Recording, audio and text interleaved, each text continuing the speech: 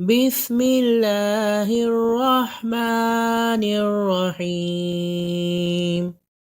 اللہ کے نام سے شروع جو بڑا مہربان نہایت رحم فرمانے والا ہے۔ السلام علیکم، امید ہے آپ اور آپ کی فیملی خیریت سے ہوں گے۔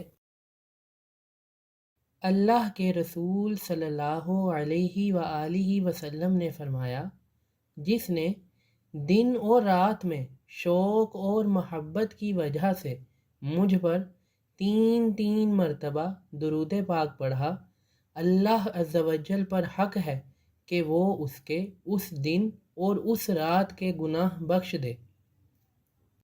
یہ حدیث المعجم الکبیر للطبرانی جلد 18 صفحہ 362 سے لی گئی ہے، جس کا حدیث نمبر 928 ہے۔